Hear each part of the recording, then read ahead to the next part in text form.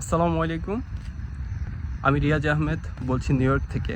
এখন আছি লং আইল্যান্ডের অনথাক পার্ক, যেটা আমাদের বাসা থেকে 20 to 25 মিনিটস ড্রাইভ। এখানে সামার টাইমে একটু বেশি আসা হচ্ছে, আর আমাদের অবসর দিনগুলোতে এদিকেই আসা হয়। তো এখানে আসার পরে আসলে একটা বিষয় নিয়ে কথা বলতে যাচ্ছিলাম।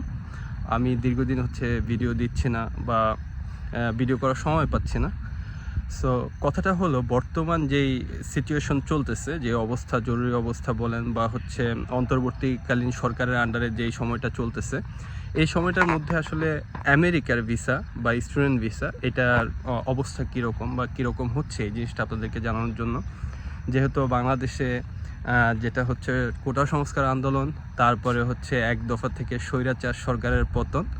সো তারপরে যে অন্তর্বর্তীকালীন সরকার আছে আমাদের সকলের শ্রদ্ধেয় ডক্টর মোহাম্মদ ইউনূসের আন্ডারে, তো আশা করি প্রধান উপদেষ্টা হিসাবে উনি সফল হবেন। ওনাদেরকে আমাদের উচিত হচ্ছে টাইম দেওয়া, এই সরকারকে টাইম দেওয়া। কারণ আমরা দীর্ঘদিন হচ্ছে অনেক রকম অনিয়ম অনাচার বা হচ্ছে সমাজের মধ্যে যেই সকল বিষয়গুলোকে অপরাধ, ওটাকে আমরা অপরাধী মনে করি না। সেই জায়গা থেকে আসলে নতুন একটা সরকার, অন্তর্বর্তীকালীন সরকার আসছে, তাদেরকে একটু সময় দিতে হবে। আর বাংলাদেশের বর্তমান সিচুয়েশনের সবচেয়ে বড় বিষয় হচ্ছে সহনশীলতা। এটা যে যত বেশি করতে পারবে, অথবা দূরদৃষ্টি সম্পন্ন ব্যক্তিদের হাতে যখন আমাদের শাসন ক্ষমতা যাবে, ভালো মানুষের হাতে যখন শাসন ক্ষমতা যাবে, তখন আমাদের প্রত্যেকটা সেক্টরই ভালো হবে। এখন আমি কথা বলতে চাই, মানে যে বিষয়ে কথা বলতে চেয়েছিলাম আর কি। তো আমাদের এই অন্তর্বর্তীকালীন সরকারের আন্ডারে যে ইউএস এম্বাসির মাধ্যমে যে সকল ভিসা ইন্টারভিউ ছিল, রেগুলার ভিসা ইন্টারভিউ ছিল, অনেকেই হয়তো বা জানছেন যে এগুলো মোটামুটি রেগুলার ডেট সব ক্যান্সেল করে দিছে। কিন্তু এই সময়ের মধ্যেও আমি কিছু পোস্ট দেখছি, বা হচ্ছে ইউএস এম্বাসির একটা পেজ আছে ফেসবুকে, ওইটাতে দেখলাম যে তাদের সকল কার্যক্রম বন্ধ। বাট বন্ধ না, এর মাঝখানে ভিসা পাচ্ছে। এখন কথা হচ্ছে কারা পাচ্ছে। সেটা হচ্ছে যারা F1 বা হচ্ছে যারা অনেক আগে থেকে এদেশে ইমিগ্রেন্ট স্ট্যাটাসের উপরে অ্যাপ্লাই করে রাখছিল, তাদের ডেটগুলো ফিক্সড করে দিচ্ছে। তো বিশেষ করে F1 যারা ইমার্জেন্সি নিচ্ছে, তাদেরকে হচ্ছে রিস্কেডিউল করে দিচ্ছে। তো আপনারা যারা হচ্ছে F1-এর মাধ্যমে অ্যাপ্লাই করে রাখছেন, কিন্তু এখন আপনাদের রিশিডিউল হয়ে গেছে, আপনারা আবার যোগাযোগ করবেন, রিশিডিউলের জন্য কথা বলবেন, ফিডব্যাক দিবেন ওদেরকে। আপনাদের যে পোর্টাল আছে ওই পোর্টালে গিয়ে আপনাদের I-20 বা হচ্ছে প্রফেসরের কর্তৃক যে মেলগুলো আছে ওগুলো হচ্ছে সাবমিট করে দিবেন। আশা করি যে আপনাদের যে রিশিডিউলটা করবে ডেটটা, এটা খুব দ্রুতই পেয়ে যাবেন, যেহেতু আমাদের সামনের সেমিস্টারটা খুব দ্রুত সেপ্টেম্বরেই শুরু হয়ে যাবে। আবার অনেক ইউনিভার্সিটিতে আগে পিছিয়ে শুরু হয়, কিছুদিন আগে পিছিয়ে। তো বর্তমানে আসলে আমি যেটা লক্ষ্য করলাম, আমার খুব ক্লোজ ফ্রেন্ড একটা ভিসা হয়েছে, আমার আত্মীয় তার ভিসা হয়েছে।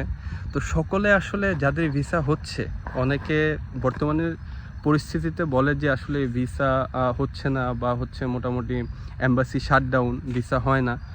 তো এই সব কিছু আসলে সত্যি না। হয়তোবা রেগুলার কার্যক্রম, ফুল অপারেশন বা ফুল ওয়ার্কিং যে ক্যাপাসিটি আছে, এটা হয়তোবা আমেরিকান এম্বাসি করে নাই। এটা করবে কিছুদিন পরে, হয়তোবা এই মাসের শেষের দিকে তারা আবার রিস্কেডিউল করবে বা রিওপেন করবে সম্পূর্ণ ওয়ার্কফোর্স। কিন্তু বর্তমানে হচ্ছে যারা ইমার্জেন্সি যে সকল রিকোয়েস্ট আছে ওদেরকে দিচ্ছে। তো আমার ব্যক্তিগত পরিচিত দুইজনের ভিসা হয়েছে লাস্ট 1 উইক্সের মধ্যে। তো তাদের স্ট্যাটাসটা বা তারা কী হিসাবে আসতেছে, এটা আমি আপনাদেরকে বলি। তাদের প্রোফাইলটা তাইলে আপনারা আপনাদের নিজেদেরকে আরেকটু প্রস্তুত করতে পারবেন। সেটা হচ্ছে, একজন আমার যে আত্মীয়, সে আসতেছে হচ্ছে north Dakota state university maybe. তো সে আসতেছে হচ্ছে পিএইচডিতে ফুল ফান্ডেড স্কলারশিপে। আর এখানে হচ্ছে তার টিএ করার তো অবশ্যই সুযোগ আছে। আর আরেকটা ফ্রেন্ড, সে আসতেছে হচ্ছে ইস্টার্ন মিশিগান ইউনিভার্সিটি, মিশিগানে। ও হচ্ছে মাস্টার্সে আসতেছে, সেও 100% স্কলারশিপ, আবার টিএ আছে। সো আপনারা যখন আপনাদের প্রোফাইলটা বা হচ্ছে I-20টা পাবেন, আপনারা পাবেন যে আপনাদের সবচেয়ে বেস্ট যেই সুযোগ আছে, অপরচুনিটি আছে, ওইটা গ্র্যাব করার সুযোগ আছে, ওইটাই নেবেন। আপনারা যখন ধরেন যে কেউ ব্যাচেলারে আসতে চায় বা কেউ মাস্টার্সে আসতে চায়, তার ব্যাকগ্রাউন্ডের সাথে তার সাবজেক্টের মিল থাকে না, তার স্কলারশিপ থাকে না, আবার হচ্ছে দেখা গেছে যে অনেক ধরনের ল্যাকিংস থাকে, যেটা বেশিরভাগই হচ্ছে অ্যাকাডেমিক্যাল ল্যাকিংস। ওই জায়গার মধ্যে ভিসা রেসিও অনেক কম হয়ে যায়।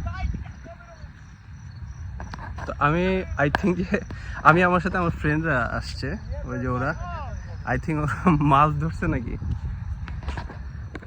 এটা কি? ও মাছ না, এদিকে নিয়ে আলোতে নিয়ে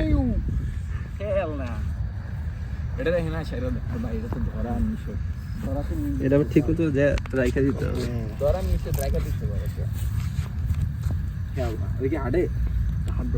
পানির দিকেই জায়গা দাদা এটা তো মনে হয় দাঁত নাই, কামড় দিবে তো। আস্তে আস্তে সামনের দিকে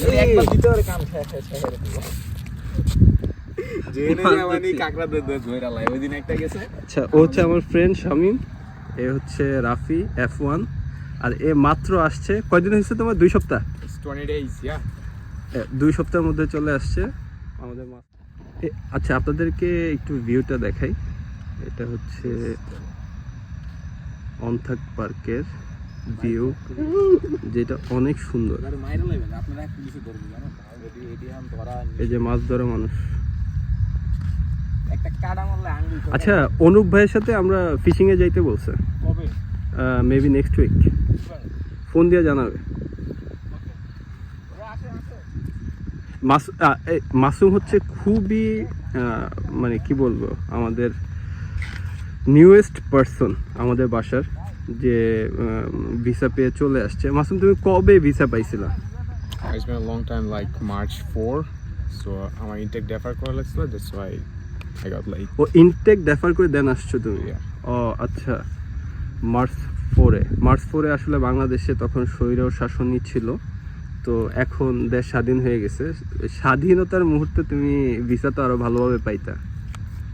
It could be, but right now রেশিওটা কম, যেহেতু ইউএস এম্বাসি like অল্প বছর তাদের ছাড়তেছে। So I think মার্চের দিকে it was quite better.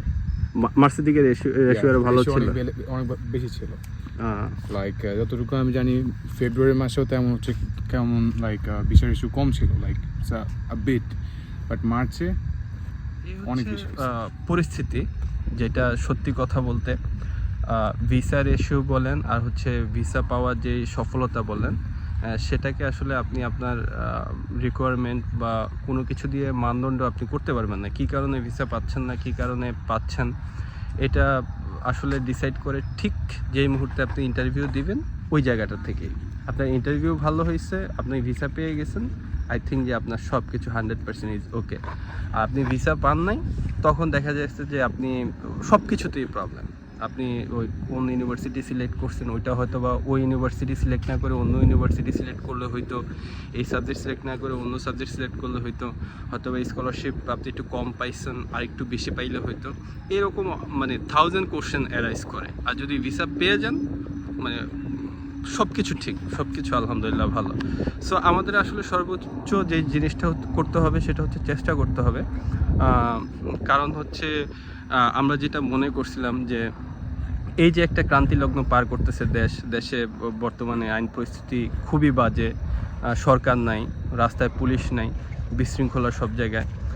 আমাদের মতো কিছু স্বপ্নবাজ মানুষের হাতে এখন দেশটা। প্রধান উপদেষ্টা হচ্ছে আমাদের নোবেলজয়ী ডক্টর মোহাম্মদ ইউনূস।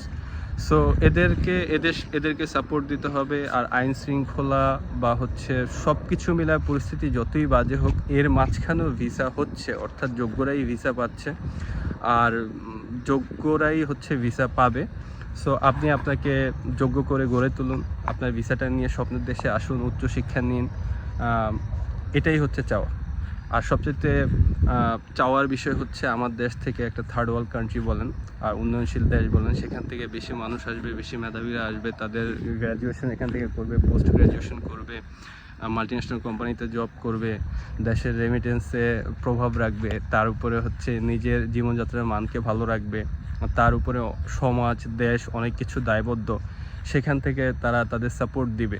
সবাই সবার জায়গা থেকে একটা দেশ, সমাজ, পরিবার সব কিছুই আসলে একটা সার্কেলের মধ্যে, যেখানে দায়বদ্ধতা আমরা অস্বীকার করতে পারি না। তো এর মাঝখান থেকে এইরকম একটা পরিস্থিতির মাঝখান থেকেও আপনারা ভিসা নিয়ে আসতে পারবেন যদি আপনাদের পোর্টফোলিও বলেন বা I-20 বা হচ্ছে আপনাদের টোটাল প্ল্যানটা যদি ঠিক রাখেন।